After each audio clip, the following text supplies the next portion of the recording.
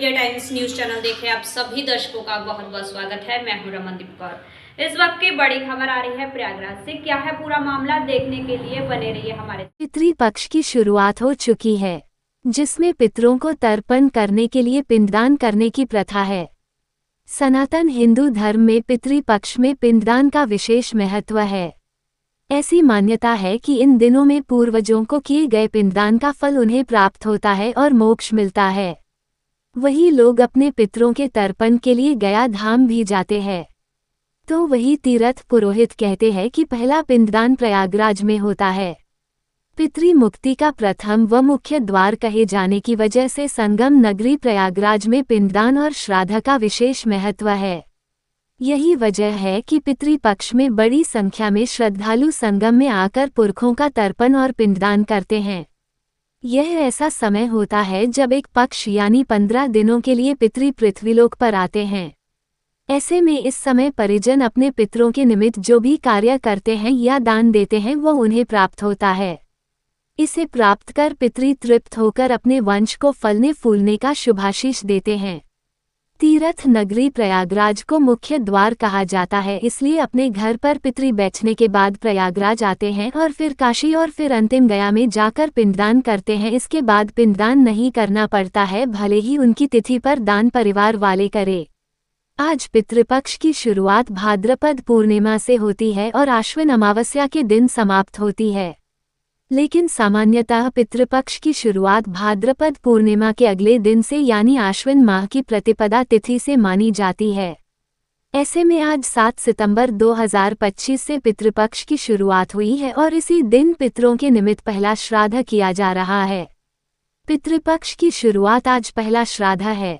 ऐसे में आश्विन शुक्ल की प्रतिपदा तिथि या आज से पितृपक्ष की शुरुआत हो रही है और इसी दिन पितृपक्ष का पहला श्राद्ध किया जा रहा। इसे प्रतिपदा श्राद्ध को पड़वा श्राद्ध के भी नाम से जाना जाता है। एक आपने बड़ा अच्छा पूछा है, पितृ का महत्व क्या है। हम जब परेशान होते हैं तब लोग कहते हैं आपके पितृ दोष है। हम नहीं जानते, लेकिन फिर भी हम दुखी हो जाते हैं। और जब जान जाते हैं और नहीं करते तो और दुखी हो जाते हैं। हम जब जानते हैं कि पितृ का महीना लग गया, हमारे पितृ बिना बुलाए आ गए, उनका सम्मान करें। जैसे हम नवरात्र में दुर्गा जी आ जाती हैं, सब दुर्गा पूजा 9 दिन करते हैं, घर में बिठाते हैं, नहीं बिठा तो मंदिर जाते हैं, उनकी पूजा करते हैं। ऐसे अपने पितरों की पूजा करने की पूजा क्या है, उनके तर्पण करना है, उनके लिए उनके नाम के ब्राह्मण को सीधा देना है, गाय को खिलाना है, कुत्ते को खिलाना है, कौवे को खिलाना, ये सब पितृ के विशेष रूप हैं। अतः हमारे परिवार में, हमारे घर में इस वर्तमान समय कोई आ जाए पितृ महीने में, उसका सम्मान करना चाहिए। गाय ही क्यों न हो, भिखारी ही क्यों न हो, ब्राह्मण क्यों न हो। और जो लोग तर्पण करते हैं 15 दिन तक पिंडदान करते हैं, सबका कल्याण होता है, घर में आई हुई बाधाएं भाग हो जाती है। हमारे पिता स्वयं हमारी रक्षा करते हैं। अगर ऐसा ना करके हमारे घर कोई आ गया, हमारी गाय आ गई, हमने को भगाया मार करके, वो गाय को हमारे पितर ही आए हुए थे, हमने मार भगा दिया, उसका पाप हम भोगेंगे ही भोगेंगे। इसलिए मनुष्य को इस महीने में हमेशा निर्मल सरल स्वभाव रहना चाहिए और सबका सम्मान करना चाहिए करने से। और जो लोग प्रयाग में आए पिंड करने के लिए, तो पहला पिंडा प्रयाग में होता है, दूसरा पिंडा काशी जी में होता है, तीसरा पिंडा गया में होता है। इनके करने के बाद अगर भगवान सामर्थ्य दे तो बद्रीनाथ जाना चाहिए, वहाँ पिंडा करना चाहिए। ऐसा करने से हमारे पितरों का उद्धार होता है, हमारा भी कल्याण होता है। ये प्रयाग में नहाने का विशेष गोपाल गुरु संगम।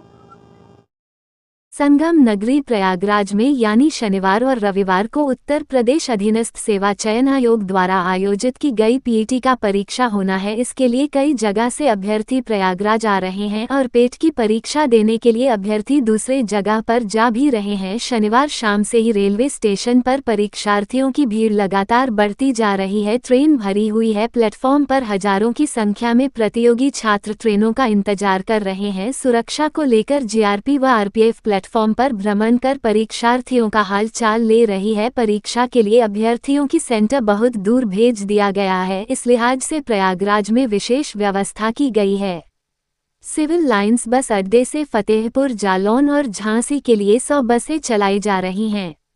रेलवे भी मांग के अनुसार विशेष ट्रेनें चला रहा है। प्रयागराज जंक्शन पर अतिरिक्त रेक तैयार रखा गया है। परीक्षार्थियों की सुविधा के लिए हेल्पलाइन नंबर भी जारी किए गए हैं।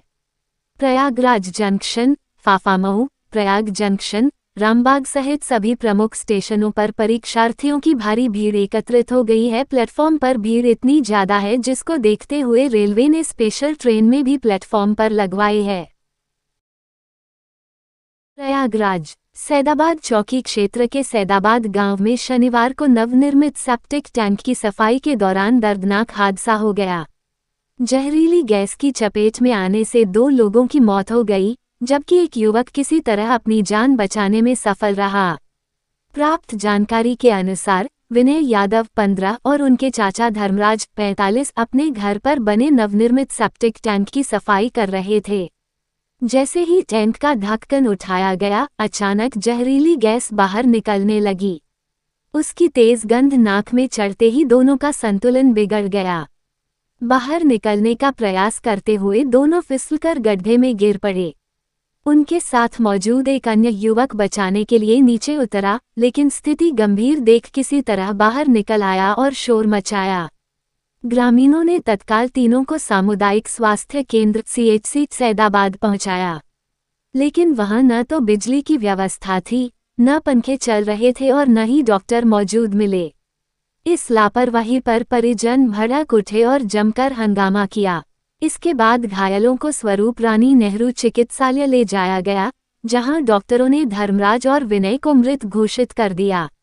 हादसे की जानकारी मिलते ही परिजनों में कोहराम मच गया। सूचना पर चौकी प्रभारी गौरव तिवारी पुलिस बल के साथ मौके पर पहुंचे। उन्होंने परिजनों को समझाकर शांत कराया और शवों को कब्जे में लेकर पोस्टमार्टम के लिए भेज दिया। इस घटना से पूरे गांव में शोक की लहर दौड़ गई। ग्रामीणों ने प्रशासन से पीड़ित परिवार को उचित मुआवजा देने और स्वास्थ्य केंद्रों की अव्यवस्थाओं पर तत्काल कार्रवाई की मांग की। दोपहर में सूचना प्राप्त हुआ कि निमारा माता मंदिर के बगल में सैदाबाद क्षेत्र थाना क्षेत्र हड़िया में धर्मराज उम्र 48 साल और विनय कुमार उम्र 16 साल अपना सेफ्टी का टैंक साफ करने के उद्देश्य से नीचे घुसे।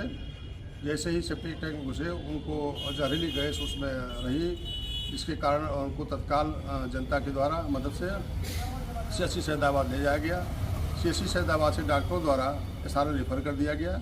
SRN में पहुंचते ही डॉक्टरों ने उनको मृत घोषित कर दिया, जिसकी विधिक कार्रवाई पंचायतात्मक कार्रवाई की जा रही है।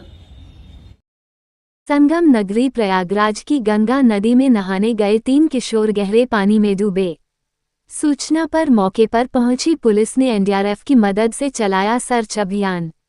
गोताखोर की मदद से डूबे 2 किशोरों 13 वर्षीय मनीष और 14 वर्षीय शौर्य का शव बरामद। एक लापता किशोर 15 वर्षीय नमन की तलाश अभी भी जारी। धूमनगंज इलाके के रहने वाले तीनों दोस्त गए थे गंगा स्नान करने। पानी अधिक होने से गहरे पानी में समा गए। किशोर के नदी में डूबने से परिजनों में मचा हड़कंप। गंगा घाट पर बड़ी संख्या में स्थानीय लोग भी मौजूद। पुलिस कमिश्नरेट प्रयागराज के सिटी जोन पुरामुफ्ती के रसूलपुर इलाके का मामला।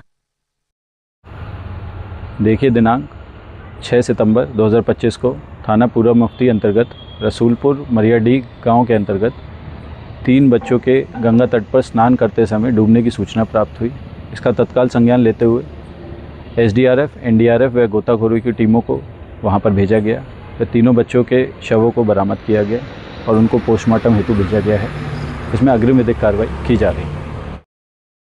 इलाहाबाद हाईकोर्ट ने 65 वर्षीय बुजुर्ग महमूद बेग को अदालत में पेश करने का आदेश दिया है, जिन्हें 20 अगस्त से कथित रूप से अवैध हिरासत में रखकर यातनाएं दी जा रही हैं। कोर्ट ने ADGP, IG और SSP बरेली को इस संबंध में निर्देश जारी किए हैं। मामले की सुनवाई सोमवार 8 सितंबर को होगी, जिस दिन SSP बरेली को व्यक्तिगत रूप से उपस्थित रहने के लिए तलब किया गया है। न्यायमूर्ति सलील कुमार राय और न्यायमूर्ति जफीर अहमद की खंडपीठ ने यह आदेश महमूद बेग की पत्नी परवीन अख्तर व अन्य द्वारा दाखिल बंदी प्रत्यक्षीकरण याचिका पर पारित किया। याचिका में आरोप लगाया गया है कि SOG विशेष अभियान समूह के पुलिस अधिकारी बेग की रिहाई के लिए 1 लाख रुपये की रिश्वत की मांग कर रहे हैं। परवीन अख्तर के अनुसार 20 अगस्त 2025 की रात करीब 11:15 बजे 3 जीपों में सवार 11 लोग घर आए और जबरन उनके पति को उठा ले गए। विरोध करने पर उनके बेटे को रिवॉल्वर दिखाकर धमकी दी गई कि चुप न रहने पर गोली मार दी जाएगी। याची ने दावा किया कि पूरी घटना घर में लगे सीसीटीवी कैमरे में रिकॉर्ड हुई है। साथ ही ये भी उल्लेख किया गया कि महमूद बेग का कोई आपराधिक रिकॉर्ड नहीं है और उन्हें अवैध धर्मांतरण मामले में जबरन फंसाया गया है। देश दुनिया की खबरों के लिए world media times news channel को सब्सक्राइब करें।